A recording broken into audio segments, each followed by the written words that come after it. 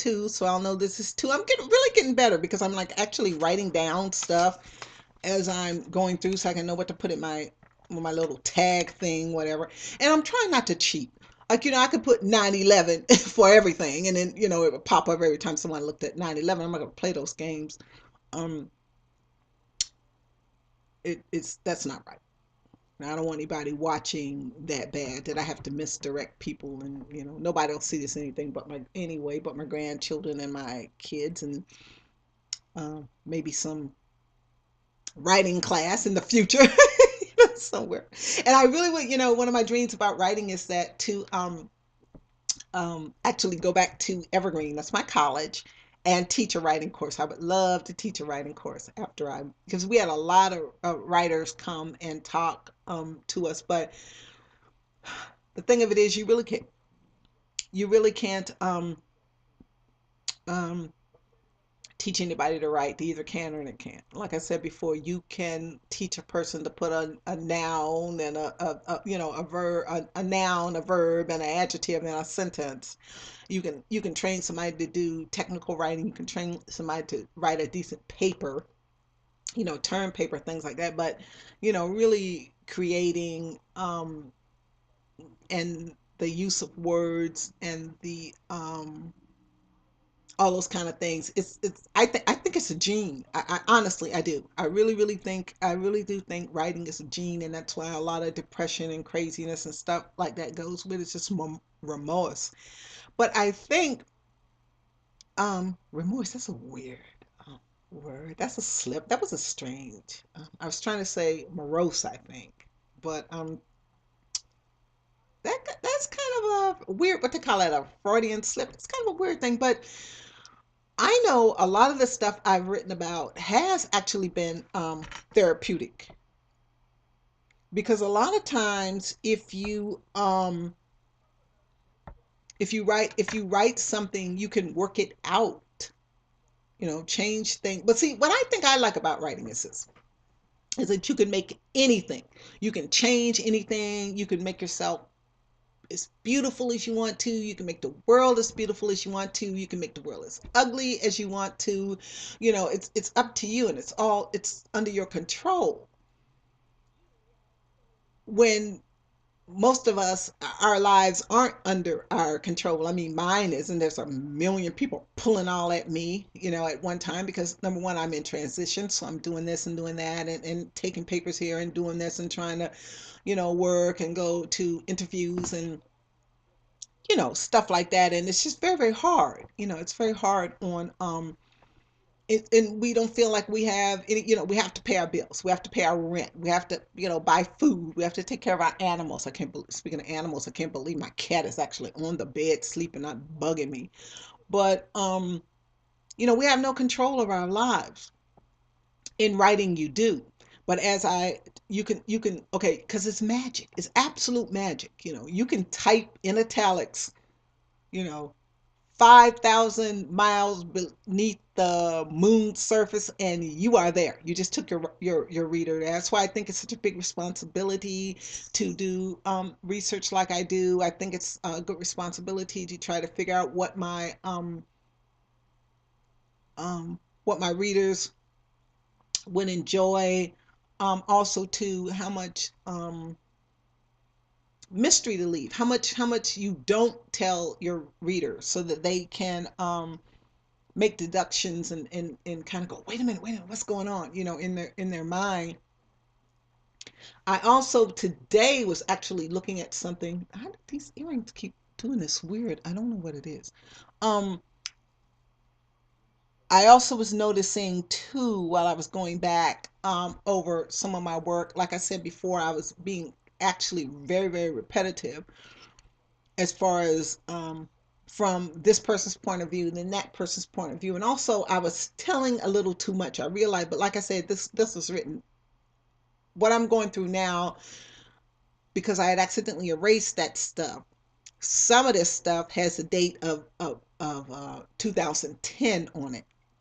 Well, not now, because I've gone back, but actually had 2010 on it. And I was making the I guess classic mistakes. I don't know. And even though you can be told show not tell many times, but you still end up doing it. And I think that comes from wanting to close up all all the loose ends, and you don't always have to.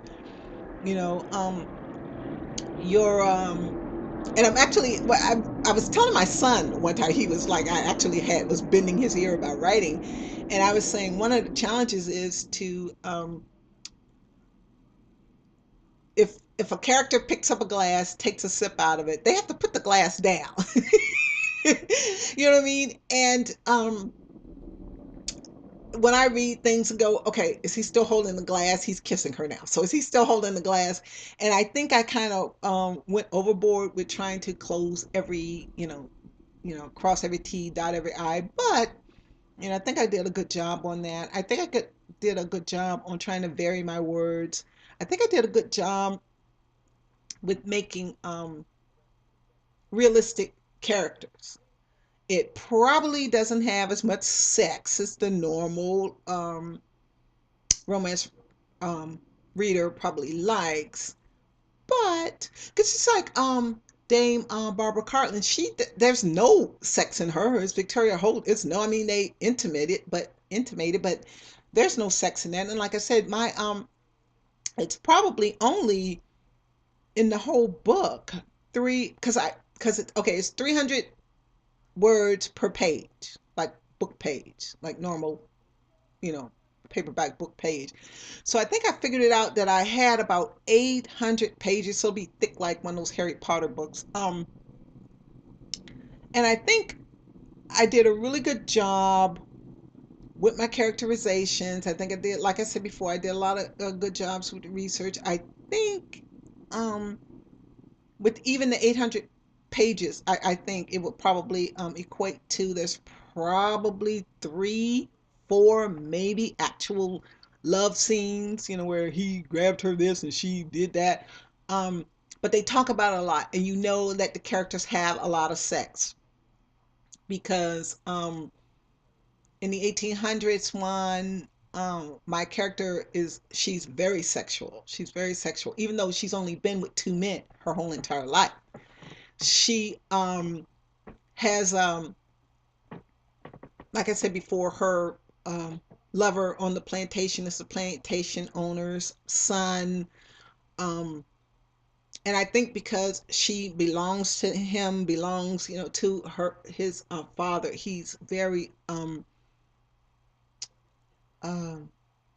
experimental with her. He doesn't treat her as he would a white woman. When he ends up, he does marry a white woman. He does talk about how she doesn't like sex, and she just lays there, and it's her duty, because she has to give him a son, so that's her main duty. And but with my main character, my heroine, he's very experimental. And when she moves to Missouri with the Missouri hero, um, he's rather surprised because he's thinking she's only been with one man, so maybe she's not as I don't know, maybe that's what he thinks. I don't know. I think he can tell she's rather sexy, because I don't know, I'm really sexy, you know. And so and sexy is something you can't do on purpose. I mean, you can comb your hair, you can put on makeup, you can, you know, wear suggestive clothes, but sexy is inside. Sexy is, I don't know. It's just, you have to have it. You can't do it. You have to be sexy. And I've always really been kind of sexy, so that's always been cool.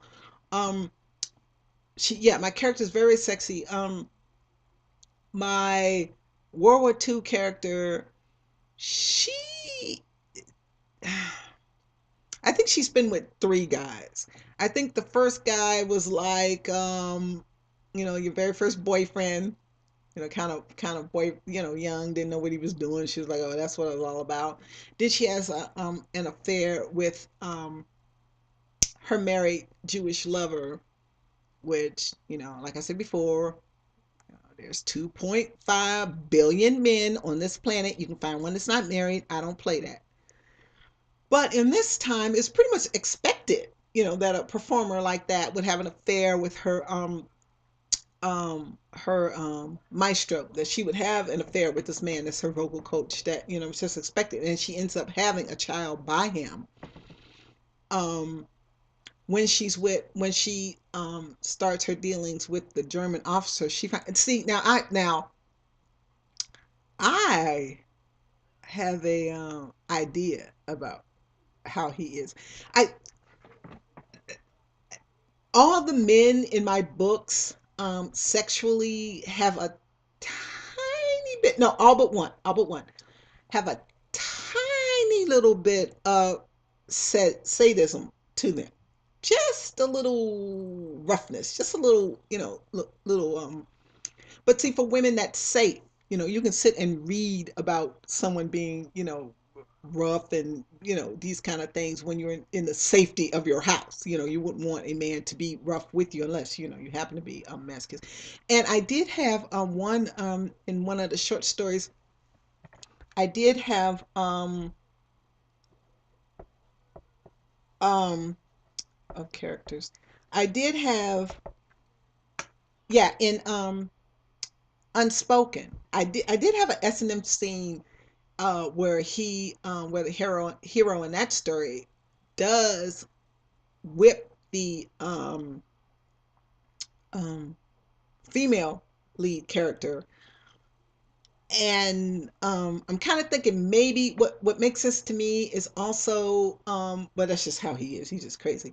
But also too, it seemed at first I thought, now that's a little about the World War II thing. I thought, okay, that's a little bit corny. Okay, why would you make a German officer sadistic? It's kind of like, making a cowboy gay. It's kind of, cliche. But um my female character is, what he has one line what he says to her, all very strong, very intelligent, very talented women need to be beat once, whipped once in a while. So that's kind of part of his sexuality, and she's so busy, being strong, and there's a war on, and her lover's been transported. She has to, hide her own child in an orphanage, and she's in the resistance, and now she's dealing with this guy, and all this stuff is going on. And I think she pretty much just surrenders to whatever he wants. And I have a really good scene in my mind about when he comes at her with this strange, sexuality. Now the second part of Autumn, if I do it, which they're probably going to want me to make me do it, is whether she has an affair or not. And I haven't figured out yet if she's going to do it. I haven't figured it out. Um, I really can't see her doing it, but then again, I don't know. I don't know. Maybe I'll have to work on that. I also don't know if he's going to particularly be faithful. I mean, he's going to be fake. They're going to be faithful, but it's going to be one of those, I don't know. I haven't figured that part out. Now, the third book in the trilogy, she's a mistress. She's my female character is a dominatrix, and that is part of the um allure of her. It's also because that's how they meet. She's a dominatrix in a dominatrix club. He sees her, and they have certain protocol that he can't just approach her because he's, a slave, quote unquote. You know but he's also very, very strong. He has a lot of really strong characteristics, but just, sexually he likes to be tied up and beat up.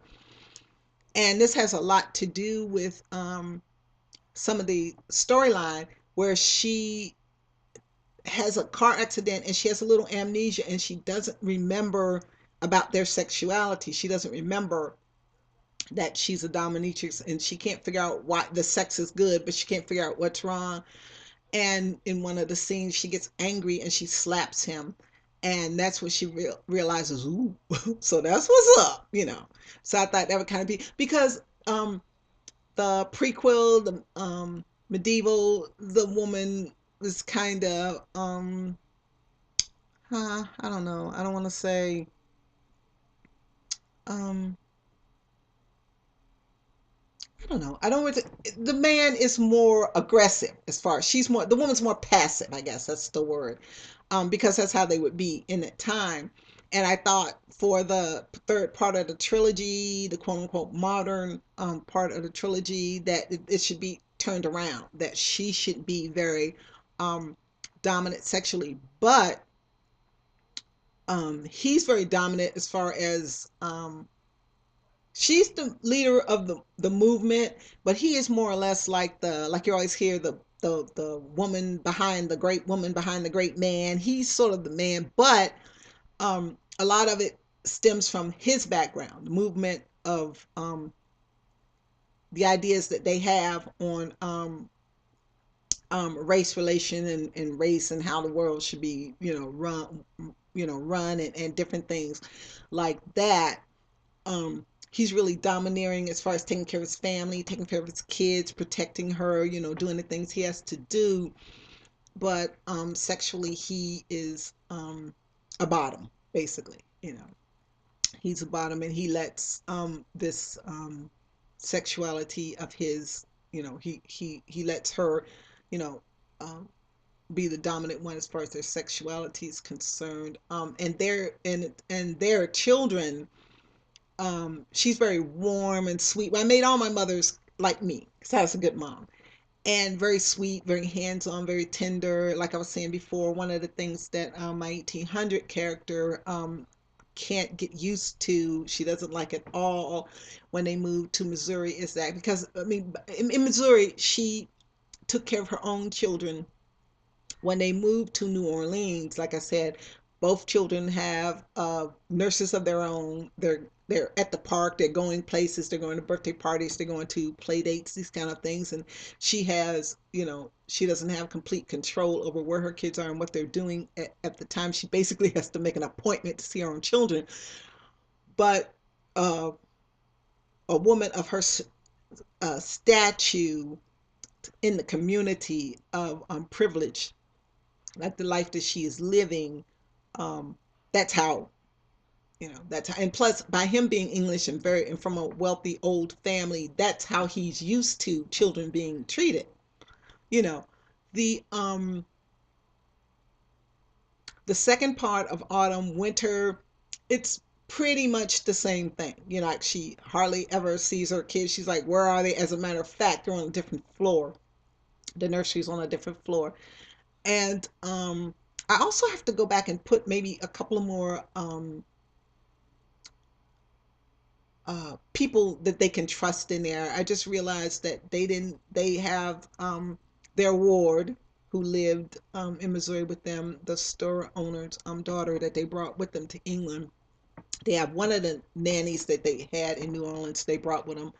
Um, but I'm thinking he might need some men he can trust. He might need two of his men from the farm or something like that to trust. So I'm gonna go back and maybe plug something like that in. But that's one of the